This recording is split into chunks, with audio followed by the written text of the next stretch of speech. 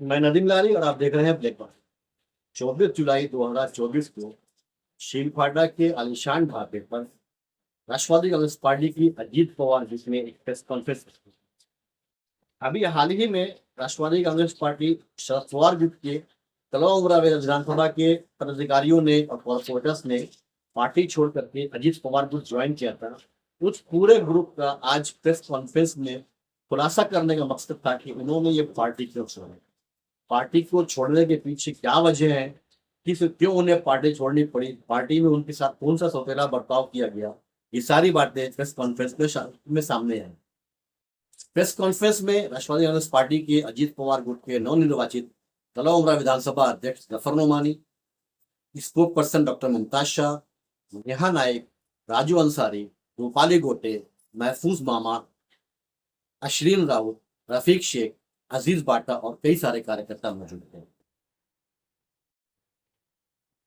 सवालात के जवाब देते हुए इन नेताओं ने अपना डिफेंस भी किया, डॉक्टर जनरल अवार्ड के ऊपर निशाना भी साधा, कुछ बातें की अपने फ्यूचर को प्लान को लेकर के। आइए हम देखते हैं कि क्या कहा इन लोगों ने इस प्रेस कॉन्फ्रेंस में। सबसे पहले तो मीडिया के जितने साथी हैं, मैं आप लोगों को बहुत मुबारकबाद देता हूँ कि आज हमने जो प्रेस कॉन्फ्रेंस रखी, आप लोग उसमें तशरीफ ले आए। और मैं ये देखता हूँ कि मुमरा का जो भी मुमरा कलवा का मुद्दा रहता है, आप लोग उसको बड़ी ईमानदारी और सच्चाई के साथ आवाम के सामने रखते हैं। रही बात, कल आपने देखा होगा कि राष्ट्रवादी पार्टी के जो नगर सेवक हैं वो राष्ट्रवादी पार्टी के नगर सेवक हैं। पहले ही वो लोग जो है घड़ी के सिंबल पर जीत कर थाना म्यूनसिपल कॉर्पोरेशन के अंदर वो लोग गए हुए। कल हमारी पूरी टीम जो है अजीत दादा पवार जो उप मुख्यमंत्री महाराष्ट्र के हैं उससे मिलने के लिए गए। मैं सर को बहुत मुबारकबाद देता हूँ, काफ़ी वक्त दिया हमको जो है बात करने का, और तमाम जो है हमारे शहर के जो कलवा मुमरा विधानसभा के जो बहुत सारे मुद्दे हैं उसको सुना। और हमारे साथ में जो है थाना के जो अध्यक्ष हैं हमारे जो है पराजपे साहब, और जिनकी क़यादत में हमारी पूरी टीम काम कर रही है वो हमारे नजीबुल्ला साहब। दो बातें कल जब हमारे जाने के बाद जो इस शहर के अंदर बहुत सारी बातें शुरू हुई, क्योंकि ये पूरी टीम कहीं ना कहीं जितेंद्र अवार्ड साहब जिनकी हम लोग बहुत रिस्पेक्ट करते हैं उनके साथ में काम करती थी। लेकिन एक चीज़ तो अब मुमरा कौसा के नौजवानों को, मुमरा कौसा को उलमाओं को, मुमरा कौसा को नेताओं को ये जरूर सोचनी पड़ेगी, क्योंकि शहर हमारा जो है काफ़ी आबादी बड़ी है, हमारी जो है तादाद वोटर लिस्ट की बड़ी है। 52% वोटर्स आज मुमरा कौसा के अंदर है। आपने देखा होगा कि करवा के अंदर भी करीब 46-48% वोटर्स हैं। 2009 का जो इलेक्शन हुआ था उस इलेक्शन के अंदर राजन दादा और आपने देखा होगा जितेंद्र अवार्ड साहब की फाइट हुई। और ये भी सच्चाई पूरा शहर जानता है उस वक्त कि राजन दादा कहीं ना कहीं करवा से लीड लेकर वो आए थे, लेकिन मुमरा कौसा के जब वोटर्स आए, सेक्युलरिज्म के नाम पे लोगों ने भरपूर उनको वोट किया और अवार्ड साहब यहाँ से जीतकर आमदार बने। यही चीज सारे लोग जानते हैं इस चीज को। जब हमने देखा और लोग इस बात को कहते हैं कि हमारी टीम बीजेपी में गई है, कोई बीजेपी में नहीं गया है। हम घड़ी के सिंबल में थे, घड़ी के सिंबल में है और इंशाल्लाह घड़ी के सिंबल में रहेंगे। वो लोग थे जिनको मुफाद परस्ती की राजनीति करनी थी, वो लोग उनके साथ में गए। घड़ी के सिंबल पे सारे नगर सेवक जीत के आए थे और वो लोग आज भी उसी पे हैं। और दूसरी एक बात, जब हमने सोचा तमाम नगर सेवकों ने, मैं मुबारकबाद देता हूँ कलवा की टीम को, जो बेचारे हमारे हिंदू भाई हैं। पहले हमने जाने से पहले ये बात रखी और हमने उनके साथ मीटिंग की, 2 राउंड 3 राउंड मीटिंग हुई। वहां के तमाम लोग इस बात के लिए ये तैयार थे, वहां जो शिवसेना के नगर सेवक हैं, वहां जो राष्ट्रवादी पार्टी के नगर सेवक हैं, उन्होंने एक बात रखी कि हम चाहते हैं कि जब इतने दिनों तक मुमरा कौसा से आप लोगों ने अवार्ड साहब को एमएलए बनाया, तो क्यों ना आपकी कम्युनिटी का कोई लीडर आपका नेतृत्व करे। और ये हमारी खुशी की बात है कि नजीबुल्ला साहब एक ऐसे लीडर हैं जो सिर्फ इस बात को चैलेंज के साथ मैं कह सकता हूँ, मुमरा कौसा की आवाम को, थाना में नहीं महाराष्ट्र एक ऐसा लीडर है जो थाना के अंदर अपनी एक हैसियत रखता है। मुझे फख्र होता है कि ऐसे लीडर पे, कि थाना के अंदर कहीं भी देखा जाए तो कॉर्पोरेशन के अंदर हमारी जो मुसलमानों की आबादी कम है, लेकिन हमेशा उस लीडर ने थाना के अंदर, चाहे वो राबोड़ी या मैं कहता हूँ थाना, हमेशा हमारे मसलों को बहुत अच्छी तरीके से, और कॉर्पोरेशन के अंदर आज लोग हमारे नगर सेवक को कहते हैं कि गद्दारी, किस चीज की गद्दारी? मैं इस बात का चैलेंज देता हूं कि ये नगर सेवकों ने हमेशा अपने वार्ड में काम किया है। 15-15 साल से लोग जीत के आ रहे हैं, 20-20 साल से जीत के आ रहे हैं, इसका मतलब उन्होंने काम किया है। और जब कलवा में हमने लोगों से बात किया, इसी बात को रखा, तो कलवा लोगों ने कहा कि आपके बीच की राजनीति उभरनी चाहिए और आपका लीडर होना चाहिए। जब ये बात हम लोगों ने आपस में रखी तो हमने सोचा क्यों नहीं हिस्सेदारी होनी चाहिए। कौन आदमी नहीं सोचता कि उसकी हिस्सेदारी बढ़े। जब हम जानते हैं कि बुमरा कौसा में एक अच्छी मुस्लिम लीडरशिप उभर सकती है, एक अच्छा लीडर यहाँ का आमदार बन सकता है, तो हम नजीब भाई के नेतृत्व में हमने सोचा, क्योंकि हमारा सिंबल भी घड़ी था, हमारी पार्टी भी एनसीपी थी, तो हमने सोचा क्यों ना मुमरा कौसा की आवाम को, मुमरा कौसा के लोगों को जोड़कर एक अच्छे नेतृत्व में हम एक बढ़िया अपना आमदार विधानसभा में भेजें, ताकि वो हमारे मसलों को, हमारी सच्चाई को, हमारी हकीकत को, हमारे मसलों को वो अच्छे तरीके से उठा सकें। सिर्फ बीजेपी के नाम पर हम अपनी हिस्सेदारी छोड़ दें, हम अपना घर छोड़ दें। हर आदमी, मैं कह सकता हूं कि कोई भी पार्टियां, बहुत सारी पार्टियां, हर लोग हिस्सेदारी की बात करते हैं। जब हमारी हिस्सेदारी की बात होती है तो उसको बीजेपी के नाम पर हमारे शहर में हमारे लीडरों को, हमारे साथियों को इस तरीके से टारगेट किया जाता है और बदनाम किया जाता है। दूसरी बात, विकास के नाम पर क्या इन कारपोरेटरों ने 15 साल अपने अपने वार्ड में काम नहीं किया?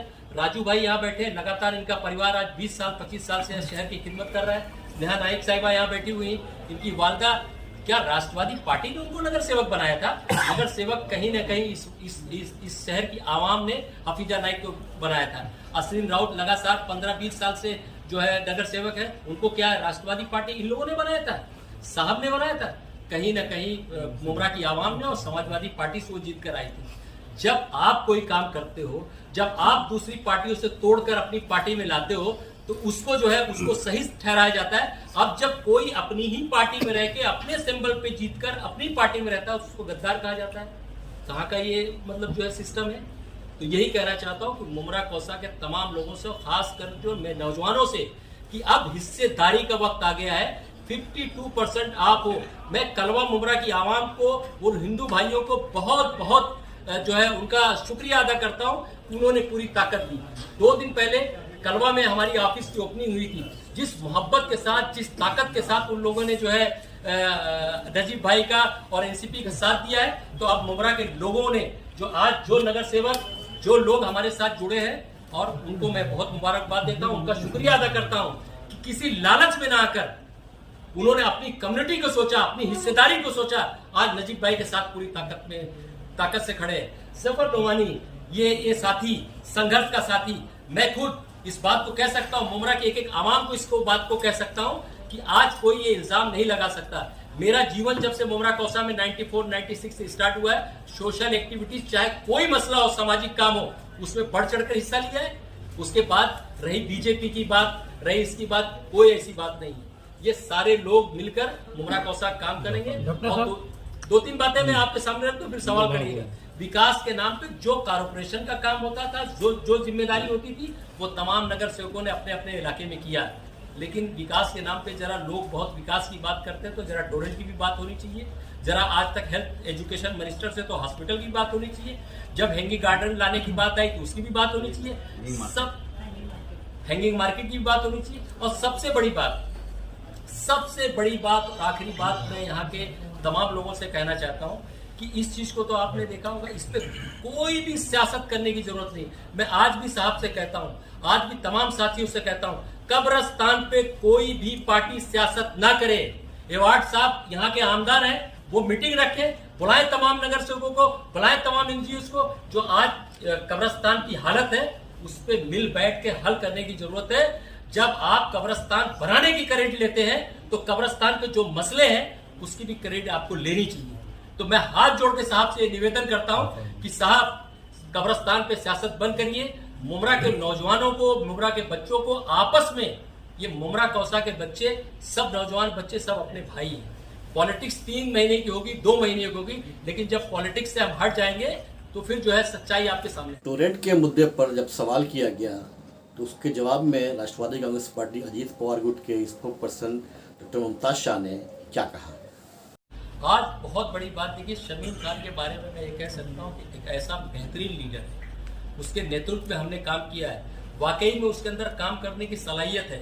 उसने जो अपनी लाश पर जाने का मसला रखा था वो मुमरा के हित के लिए, मुमरा के लोगों के लिए कहा था, लेकिन वो सच्चाई मैं आज इस मीडिया के सामने रखना चाहता हूं कि जब टोरेंट का मसला आया था, और मैं हलफ लेके बोल सकता हूं, सानू पठान और शमीम खान और मैं तीनों आदमी उसमें नागपुर स्टेशन में हम एवार्ड साहब से मिलने के लिए गए थे और इसी बात को लेके गए थे कि टोरेंट का कहीं ना कहीं नोटिफिकेशन जारी हुआ था, टोरेंट आने वाली थी।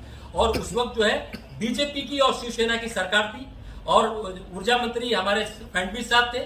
उससे हम लोगों ने जब सुना और दो जगह का नोटिफिकेशन आया था, एक कलवा मुमरा विधानसभा का, एक मालेगांव का, और उस वक्त मालेगांव के आमदार आसिफ भाई थे। हम लोगों ने जाके साहब से बात किया और साहब से कहा कि साहब किसी भी कीमत में, मैडम जब बात रखा है तो सुन लीजिए, किसी भी कीमत में मुमरा कोसा में नहीं आना चाहिए। साहब ने उस वक्त बहुत अच्छा आश्वासन दिया था। साहब की बातों को हम लोग पत्थर की लकीर समझते थे अगर उन्होंने कह दिया। इसी चीज को शमीम भाई देखने के बाद प्रेस कॉन्फ्रेंस में उन्होंने बोला था, मैं टोरेंट को मुमरा में नहीं आने दूंगा और टोरेंट आएगी तो उसकी लाश उठी जाएगी। एक आदमी शहर को बचाने के लिए, शहर को रोकने के लिए अगर ऐसी बात कहता है तो उसका लोगों को मजाक नहीं उड़ाना चाहिए। उसकी ये सच्चाई थी, मैंने रख दिया। इस सच्चाई को आप पॉलिटिकल ना समझे और चैलेंज के साथ में बात करें। 3 लोग हम लोग मौजूद थे, मैं था, शानू भाई थे और शमीम भाई थे। कब्रिस्तान के मुद्दे पर बात करते हुए और साथ में ही काम का क्रेडिट कॉरपोरेटर के बजाय किसी और को लेना, इस पर बगैर नाम लिए निशाना साधा डॉक्टर मुमताज शाह ने। हम लोगों ने हमेशा साहब को लेके कारपोरेट के सारे लोगों ने ये बात रखी कि कब्रिस्तान का मामला सही होना चाहिए। और अब मैं बता रहा हूं ना, अब देखिए क्या किया क्या नहीं किया, लेकिन यही चीज को देखते हुए अब हम जानते हैं इस शहर की जो झूठ की राजनीति है, जो सिर्फ जो है दिखावे की राजनीति है, सिर्फ क्रेडिट लेने की राजनीति है, इस राजनीति को खत्म करने के लिए ही आज एक अच्छा ग्रुप, एक अच्छा जो डर का माहौल था, जो लोग कहीं ना कहीं सच्चाई बोलने के लिए कारपोरेटर डरते थे। आप तो ये भी देख सकते हो कि जितना कारपोरेटर का, थाना म्युनिसिपल कॉर्पोरेशन का जो बजट आता है, जो कारपोरेटर काम करता है, आज तक उसका क्रेडिट किसने लिया? आज तक कभी उन नगर सेवकों को बैठाकर उनको बात की गई कि चाहे ये मैं कह सकता हूँ जफर नोमानी यहाँ कारपोरेटर थे, जब जफर नोमानी के वार्ड के अंदर हॉस्पिटल बनता है तो कहीं नहीं कि कॉर्पोरेशन बढ़ता है, तो क्रेडिट तो कहीं नहीं कि जफर नोमानी को मिलना चाहिए। पार्टी को छोड़ने पर और साथ में ही मुस्लिम नुमाइंदगी को, मुस्लिम क्यादत को लेकर के मुमरा कलवा विधानसभा क्षेत्र में डॉक्टर मुमताज शाह ने खुलकर जवाब दिया।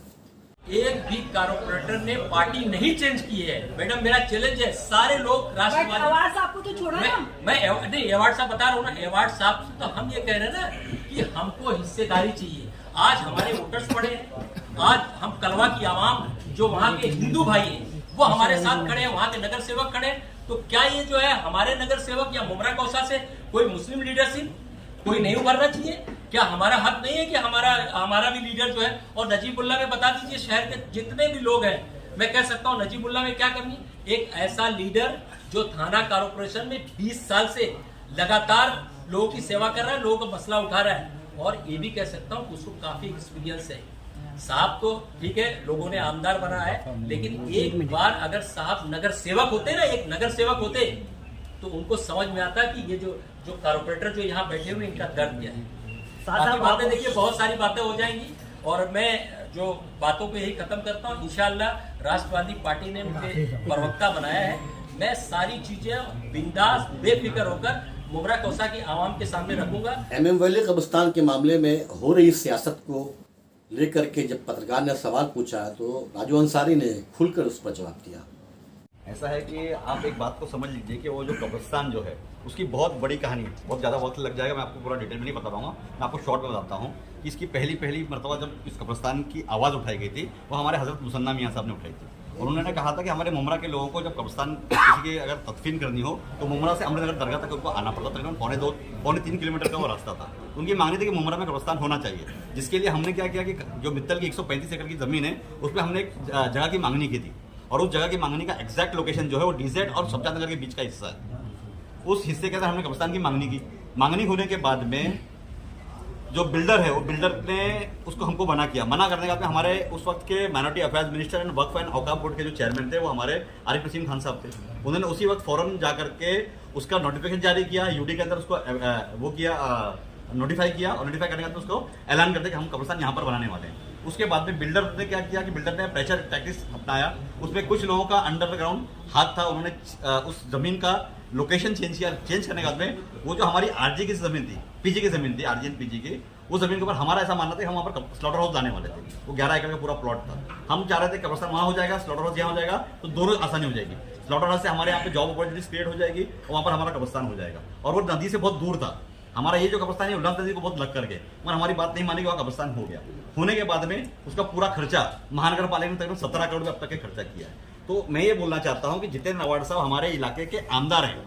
हम उनको जब वोट देते हैं तो हमारी अपेक्षा ये होती है कि हम उनको स्टेट गवर्नमेंट में भेज रहे हैं तो स्टेट गवर्नमेंट से पैसा आना चाहिए, स्टेट गवर्नमेंट से फंड्स आने चाहिए और काम करने चाहिए। आज 15 साल का वक्फा गुजर गया। इस 15 साल के वक्फे में जितेंद्र अवार्ड साहब ने मुमरा कौसा में जो भी काम होना, चाहे वो हॉस्पिटल का काम हो रहा हो, चाहे वो स्टेडियम का काम हो रहा हो, चाहे वो एसटीपी का काम हो रहा हो, चाहे वो मित्तल के रोड का काम हो रहा हो, चाहे वो कब्रिस्तान का काम हो रहा हो, वो पैसा कहाँ से आ रहा है? चाहे रिमॉडलिंग का काम हो रहा है, पैसा कहाँ से आ रहा है? हमारी महानगर पालिका से आ रहा है। हमने जब आपको चुन करके दिया, हमारी महानगर पालिका सिर्फ 5,000 करोड़ की का एनुअल बजट है उसका, मगर जो हमारी स्टेट गवर्नमेंट उसका 6 लाख करोड़ का बजट है। हमने आपको जब 6 लाख के तिजोरी पर बिठाया तो आपका फर्ज ये बनता था कि वहां से बड़ा पैसा ला करके मुमरा के इंफ्रास्ट्रक्चर को डेवलप करते और काम करते। अब इनके मुद्दे पर आता हूं मैं। इनका सवाल ये है कि वहां पर राजनीति हो रही है। अभी लास्ट मोमेंट के ऊपर हमने 2.5 करोड़ रुपीज का हमने एक टेंडर कॉल किया महानगर पालिका ने। हमारा कार्यकाल खत्म होने के बाद में 5 मार्च 2022 को हमारा कार्यकाल सारे नगर सेवक खत्म हो चुका है। उसके बाद हमने वो टेंडर कॉल किया, टेंडर लगा हमारे कई इंफ्रास्ट्रक्चर्स को। वो काम चालू कराने से पहले हमने वहां जाकर के बोला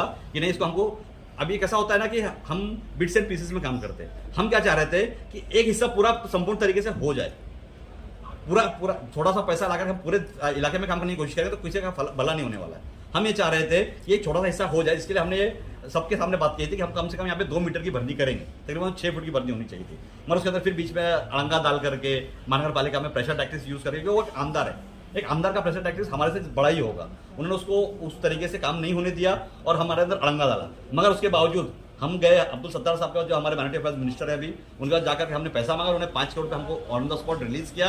हमने उसका अभी कल परसों उसका जीआर आएगा, हम वो करने की कोशिश करेंगे। हम अभी जो पैसा नहीं है उसके बारे में हम बात नहीं करेंगे, मगर हम ये बोलते हैं कि हम किसी की भी क़यादत में अगर उस जो कब्रिस्तान के अंदर जो भी दुश्वारियां आ रही है, क्योंकि उसमें सबसे बड़ा प्रॉब्लम ये है। अब मैं आपसे एक सवाल करता हूँ कि जब हम कोई बिल्डिंग बनाते हैं तो हम रोड से नीचे प्लिंथ रखते हैं या रोड से ऊपर प्लिंथ रखते हैं?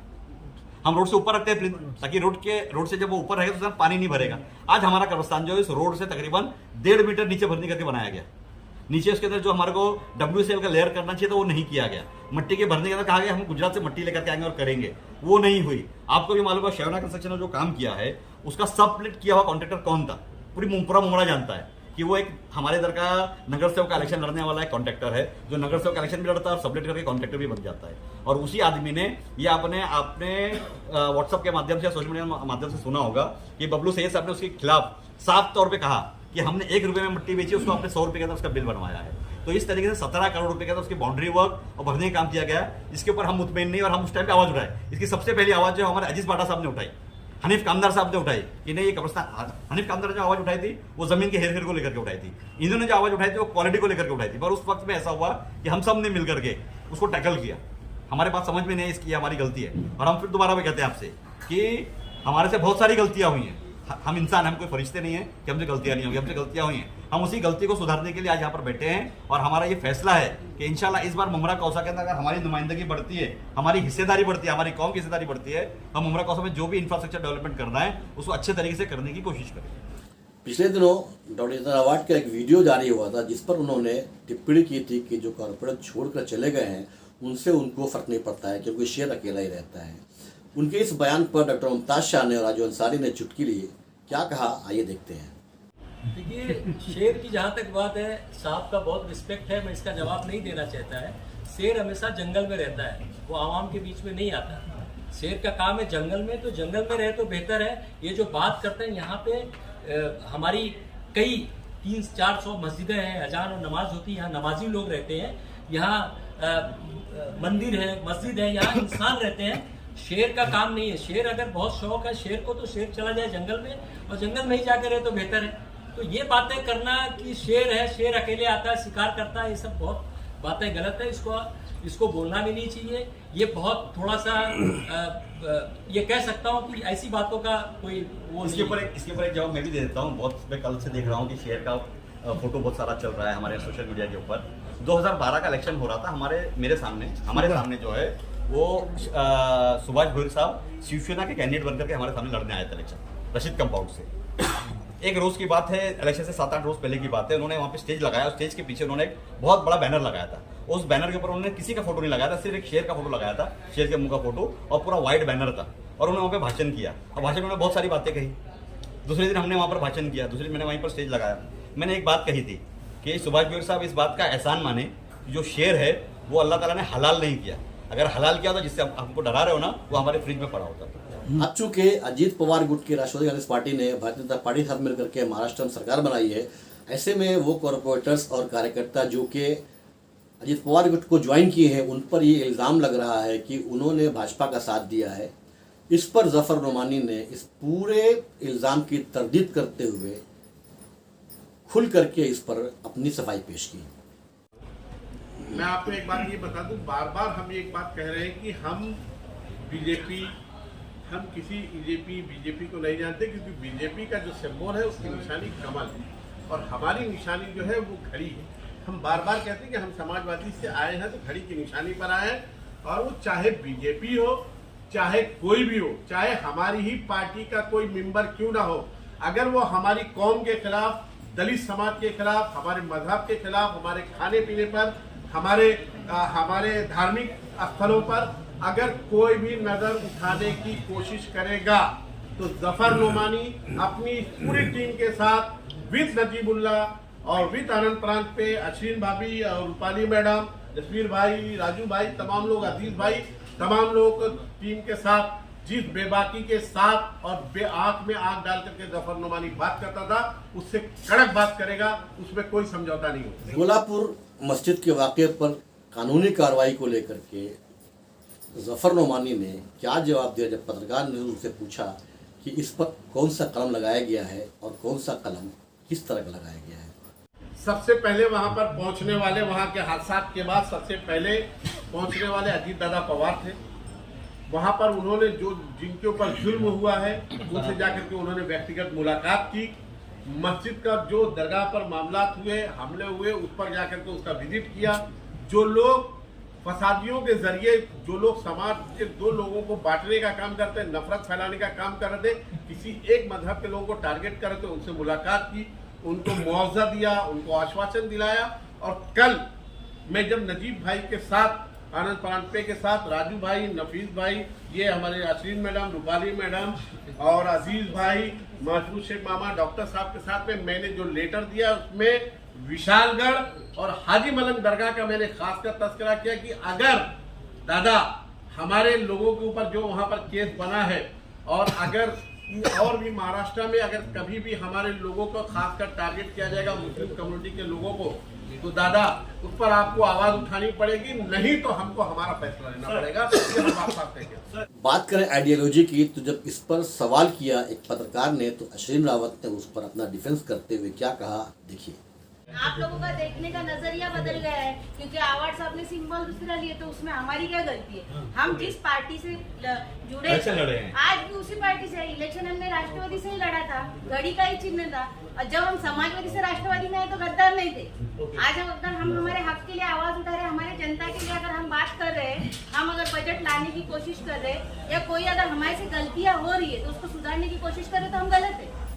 टोरेंट के मुद्दे पर अपना डिफेंस करते हुए नेहा नाइक और जफर नोमानी ने क्या कहा, कौन सी बातें कि अपना डिफेंस को लेकर के, देखिए इसको। जावेद भाई, अभी डॉक्टर साहब ने एक बात कही, जब नोटिफिकेशन जारी हुआ टोरेंट का, उस वक्त डॉक्टर साहब, शानू भाई, शमीम भाई ने जब आवर साहब को कहा कि मुमरा में टोरेंट आ रहा है, तो उन्होंने भी तो उनके साथ खेला और कहा कि मैं नहीं आने दूंगी।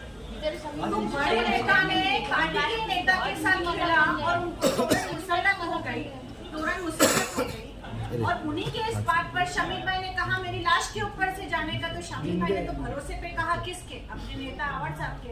आज उनके भरोसे के कारण हर कमेंट पे तंज तो हमारा अध्यक्ष शमीम भाई बेचारा झेल रहा है। दूसरी बात, एक बात और बता दूं, टोरेंट कंपनी जब आई थी, पहली बार मेरा नारी साहब इंटरव्यू लेने आए थे, उन्हें मैं राष्ट्रवादी में था और मैं आवाज साहब की क़यादत पे काम कर रहा था। मैंने कहा टोरेंट वालों को चप्पल से मारो, ये मेरा स्टेटमेंट है। उसके बाद मुझे उसका क्या खामियाजा भुगतना पड़ा अगर मैं बता दूंगा तो मेरी नजरें शायद आप लोगों की नजरें शर्म से झुक जाएगी। टोरेंट का विरोध और टोरेंट के अगेंस्ट में जितनी बातें मैंने की है राष्ट्रवादी पार्टी में रहते हुए और अवार साहब की क़यादत में किसी ने नहीं कहा। मैं कहना चाहता हूं कि मैं सच को सच कहूंगा, झूठ को झूठ ही कहूंगा। मैं दिन को रात नहीं कह सकता, रात को दिन नहीं कह सकता, जिसका खामियाजा हमको ये भुगतना पड़ा, जिसका नतीजा ये हुआ कि हमको क़यादत को बदलनी पड़ी। जब जफर नोमानी से सवाल पूछा गया कि क्या आप लोगों के पार्टी छोड़ने की वजह ये है कि आप लोगों को कॉरपोरेशन में टिकट नहीं मिल सकता है, उस पर जफर नोमानी ने अपना डिफेंस करते हुए जवाब दिया। देखिए, टिकट मैंने आपसे कहा कि मेरे बारे में एक वीडियो चली थी, मोहतरमा रूता अवार्ड साहबा, मैं बड़ी रिस्पेक्ट करता हूँ महिलाओं की, मेरी बहन है, मेरी भाभी है, मैं उनका बड़ा आदर करता हूँ। मैं आपको बता दूं, उन्होंने एक अल्फाज कहा था जिसमें मगरूरियत की झलक आती है। उन्होंने कहा था कि जफर नोमानी का कैरियर हम बर्बाद कर देंगे। मैंने उस बात को भी दुआ समझ के रख लिया था। मैंने कहा कि शायद यही बात मेरी जिंदगी का टर्निंग पॉइंट है और वो बात मेरे दिल पर बार बार दस्तक दी। और ये आज अल्लाह ताला ने मेरे हक में ये फैसला कर दिया कि मैं टिकट मांगने का भिखारियों की तरह जिनके दरबार में खड़ा होता था, अल्लाह ने आज मुझे वो पावर दे दिया कि हो सकता है कल मैं टिकट अपने हाथों से तकसीम करूं। ये मेरे लिए खुशकिस्मती की बात है। मैंने कहा था कि वह तो इज्जो मन तशाओ वह तो जिल्लो मन तशाओ, और आज आपके सामने फिर कहता हूं, इन्नल्लाह मास साबरीन, इन्नल्लाह मास साबरीन। सबर का फल अल्लाह ताला ने मुझे दे दिया, ये मेरी टीम ने दे दिया, मेरी आवाम ने दे दिया, ये अल्लाह की तरफ से फैसला है। और जब किसी के इंसान के मुकद्दर पर पर्दा पड़ना रहता है तो वो ऐसे ही उल्टे सीधे सवालात करता है और ऐसे उल्टे सीधे फैसले लेता है। शहर के मुद्दों पर जफर नोमानी ने अपनी पूरी प्लानिंग बताई कि शहर के डेवलपमेंट के लिए उनका क्या पूरा प्लान है। देखिए, हमारा सबसे बड़ा जो मुद्दा है शहर का, हमने अजीत दादा पवार को एक लेटर दिया है टोरेंट के बारे में, नजीब भाई की क़यादत में, और नजीब भाई की क़यादत में, आनंद परांजपे साहब की क़यादत में, अश्विन भाभी रुद्र, ये हमारी जो पूरी टीम है, हमने उनको उसमें साफ लफ्जों में 3-4 बहुत बर्निंग इशूज रखे। हमने कहा कि जिस तरीके से अदर स्टेट में 200 यूनिट बिजली फ्री दी जाती है, इतना पैसा लोग देश छोड़ करके लेके भाग रहे हैं, घोटाला कर रहे हैं। अगर आप अपनी आवाम को 200 यूनिट बिजली फ्री कर देंगे तो हमारे देश का, हमारे खासकर हमारे महाराष्ट्र का भला हो जाएगा। एक सबसे पहला पॉइंट हमने रखा है। दूसरा पॉइंट हमने रखा है कि जितने भी धार्मिक स्थल है, चाहे वो किसी भी समाज के हो जो रजिस्टर्ड हो, उनकी बिजली को फ्री किया जाए। तीसरा मुद्दा हमने रखा है कि पीडी का बिल माफ किया जाए। चौथा मुद्दा हमने रखा है कि जो MSEDCL का पुराना बिल है उस पर 100% इंटरेस्ट माफ किया जाए। ये एक टोरेंट का इशू है। दूसरा हमारा गुलाब पार्क मार्केट का जो हॉकर्स का बड़ा मसला है वो है, कब्रिस्तान है, हॉस्पिटल है, बच्चों का स्टेडियम है। इन सारे मुद्दों को लेकर के हमने नजीब भाई से कहा, नजीब भाई हम हवाई बातों पर यकीन नहीं करेंगे, हमको रिजल्ट चाहिए, हमारी टीम को रिजल्ट चाहिए। हमारी मुमरा कोसा की आवाम आज तक गुमराहियों में भटकती रही, ख्वाबों में देखा है उसने, सच्चाई नहीं देखा है। तो हम ये चाहते हैं कि इस सच्चाई को आप जमीन पर लाइए और इलेक्शन से पहले कोई ना कोई रिजल्ट दीजिए ताकि आवाम आप पर भरोसा करे। नहीं तो आवाम और आप तमाम लोग सामने हैं।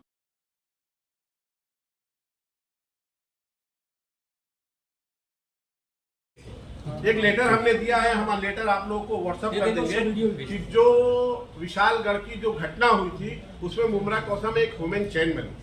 वो ह्यूमन चेन का जो इंतजाम किए थे वो तमाम NGOs के लोगों ने और तमाम पत्रकार भाइयों ने मिल करके किया था। उसमें 19 लोगों पर कुछ रजिस्टर्ड केस हुआ, रजिस्टर्ड नाम है, और 150 लोगों पर अननोन नाम है।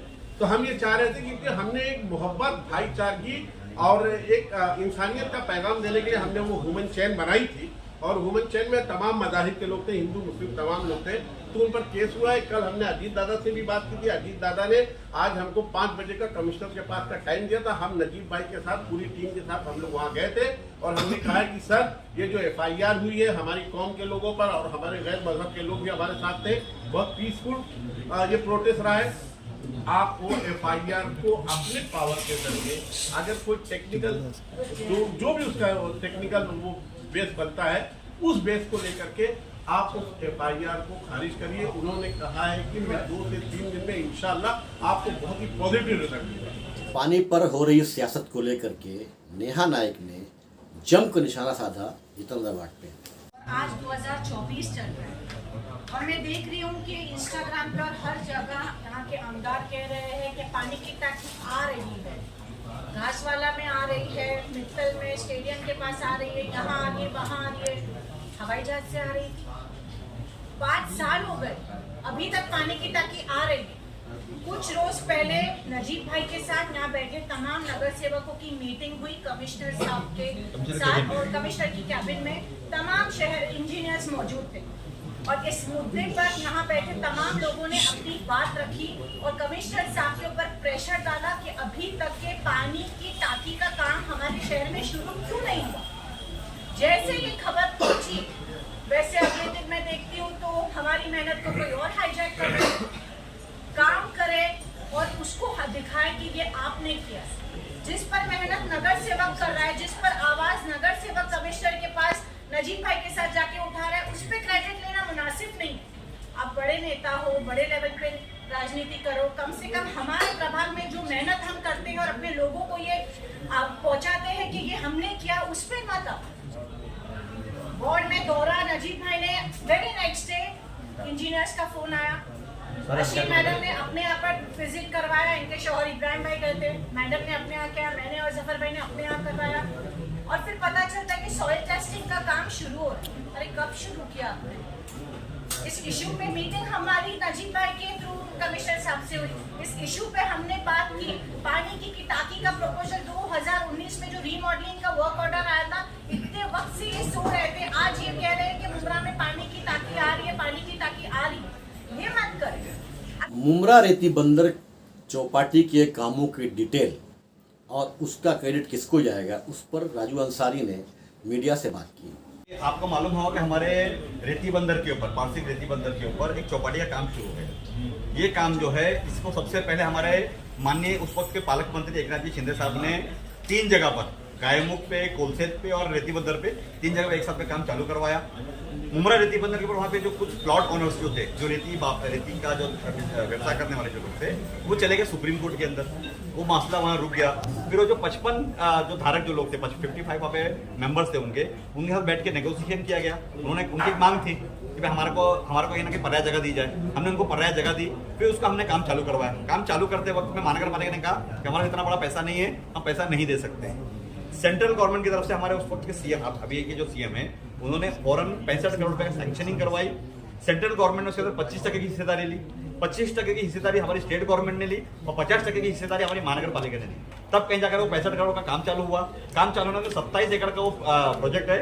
उस 27 एकड़ के अंदर हम लोग ने 1.8 किलोमीटर का जॉगिंग ट्रैक है, 2 किलोमीटर का साइकिलिंग ट्रैक है, स्केटिंग रैक है, कैफेटेरिया है, ओपन जिम है, 2 विसर्जन घाट है, ऐसी बहुत सारी जो लाइटिंग्स है वहां पर आप जाकर देख सकते हैं कि बड़े बेहतरीन तरीके से वो काम कर दिया गया है और हमें उम्मीद है कि 15 अगस्त से पहले भी वो काम कर दिया जाएगा। एक बात आपको और बोलना चाहता हूँ इसी के साथ में कि आपने देखा है कि हमारे मुंब्रा स्टेशन से पहले एक पारसिक ब्रिज आता है, जिसे आरओबी कहते हैं, रेल ओवर ब्रिज कहते हैं।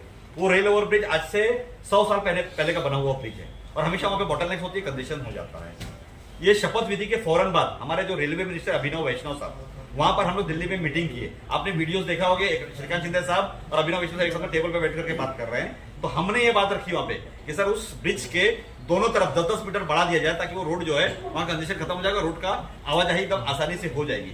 उसको देख करके इन्होंने कल एक प्रेस कॉन्फ्रेंस ली और प्रेस कॉन्फ्रेंस में कहते हैं हमारे आमदार साहब कि नहीं, उसके लिए मैंने फलाने से बात कर लिया, मैंने डीआरएम से बात कर लिया, जो हमारे डिविजनल रेलवे मैनेजर होते हैं। आप उनको ये बात समझ में नहीं आ रही है कि इतना बड़ा जो काम है, ये सेंट्रल गवर्नमेंट का काम है, इसके लिए डीआरएम कुछ नहीं कर सकता है, क्योंकि बजट जो मुहैया कराएगा वो रेलवे मिनिस्टर कराएगा, रेलवे सेक्रेटरी कराएगा और उसके लिए हमारे खासदार लोगों का काम है। खासदार ने वहां पर जाकर बात की और बहुत सक्षम खासदार है। पीछे लोकसभा का इलेक्शन हुआ, कल्याण लोकसभा से डॉक्टर श्रीकांत शिंदे को मुंब्रा से कम वोट मिले। इस पर शहर में एक चर्चा हो रही थी कि चूंकि मुंब्रा से डॉक्टर श्रीकांत शिंदे को वोट कम मिला है तो हो सकता है कि मुंब्रा के डेवलपमेंट पर ध्यान न जाए। उस पर मुंब्रा के डेवलपमेंट पे डॉक्टर श्रीकांत शिंदे के रोल को लेकर के राजू अंसारी ने क्या बयान दिया। आज जब ये इलेक्शन हुआ, इलेक्शन के बाद में हमने एक चीज देखी कि उनको बहुत यहाँ पे वोट नहीं मिले, 13-14 हज़ार 15 हज़ार ही वोट मिले तकरीबन उनको। मैंने बहुत जगह सोशल मीडिया पे पढ़ा कि लोग कह रहे हैं कि अब उसको वोट नहीं दे तो वो यहाँ पे काम नहीं करेगा। वो इतनी छोटी सोच के आदमी नहीं है, वो असली डॉक्टर है, नकली डॉक्टर नहीं है। और आपको मालूम है कि वो ऑर्थोपेडिक डॉक्टर एमबीबीएस करने के बाद में उन्होंने एमएस किया हुआ है। उन्होंने कहा राजू मुझे कोई फर्क नहीं पड़ता मैंने जिस तरीके से पहले बजट दे रहा था आज भी वैसी बजट दूंगा और अभी मैं सारे के सारे काम जो भी पेंडिंग इश्यूज हैं, क्योंकि हमारे पास बहुत सारे बड़े बड़े इश्यूज हैं। हमारे आज भी हॉकर्स का इश्यू है, आज भी हमारे पास रिक्शा स्टैंड नहीं है, हमारे यहाँ टीएमटी की बसेस बराबर फ्लाई नहीं करती है, हमारे यहाँ पानी का मसला है। देखो हम कितनी भी अच्छी रिमॉडलिंग कर दें, हम सोने के पाइप लगा दें, अगर हमारा पानी नहीं बढ़ा टाइम से तो हमें पानी मिलेगा क्या? आज इतनी बड़ी बड़ी यहाँ पे सोसाइटीज बन रही है, इतनी बड़ी यहाँ पे टाउनशिप बन रही है, एक एक बिल्डिंग के अंदर 2-2 हजार 2,500 फ्लैट्स बन रहे हैं। अब जब ये वहां पर रहने आएंगे तो उनको पानी लगेगा नहीं लगेगा? तो ये हमारे आमदार की जवाबदारी थी कि वो यहाँ आकर के पानी के मुद्दे पर बैठ के बात करता। 15 साल से यहाँ पर है। हमारे बाजू में दीवा लगकर के शहर है, उस दीवा के अंदर पिछले 15 साल में 3 आमदार रहे अलग अलग। पहले रमेश रतन पाटिल साहब रहे, फिर सुभाष भुईर साहब रहे और अभी राजू प्रमोद पाटिल साहब है। 3 अलग अलग एमएलए होने के बावजूद, और बहुत छोटे एमएलए, वो अपने आपको नेशनल लीडर नहीं बोलते, वो अपने आपको बहुत बड़ा लीडर नहीं मानते, पर उन्होंने 9 एमएलडी जब 2009 में था उसको 9 एमएलडी को 42 एमएलडी कर दिया। और हमारे यहाँ पे 2009 के अंदर 35 एमएलडी थे, हम 50 एमएलडी तक नहीं पहुंच पा रहे। तो ये चिराग तले अंधेरा है। कथनी और करनी में बहुत ज्यादा फर्क है। हम बहुत सारी बड़ी बड़ी बात कर लेते हैं, मैं भी कर लूंगा बहुत सारी बड़ी बड़ी बातें, मगर आज का जो जमाना है, आज का जो यूथ है वो रिजल्ट ओरिएंटेड है। उन्हें रिजल्ट चाहिए, रिजल्ट करके दिखाए। आज 15 साल में आपने क्या किया? ना हमारे हॉकर के मुद्दे को हल किया, ना हमारे प्लेग्राउंड के मुद्दे को हल किया। आज मुमरा कोसा में सबसे ज्यादा चरस गरब ड्रग्स बिक रहा है।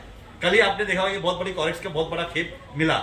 अभी उसके अंदर मैं नहीं जाना था, सभी को मालूम है कौन कौन उसके अंदर इन्वॉल्व है और कौन उसके अंदर हफ्ता खाता है। बहुत सारी चीजें हैं ड्रग्स को लेकर के, मगर मैं समझता हूं कि ये जिस तरीके से हमारी जिम्मेदारी पॉलिटिशियन लोगों की, उसी तरीके से हमारे इस देश का जो चौथा स्तंभ है वो आप पत्रकार लोग हैं। आप लोगों की भी जिम्मेदारी है कि इसको उजागर करें। जहां पर भी आपको ऐसा लगता है कि यहाँ पे माफिया, ड्रग्स का माफिया चल रहा है, हम हमारे साथ में साथ दें, हम इंशाल्लाह उसको बंद करने की कोशिश करें।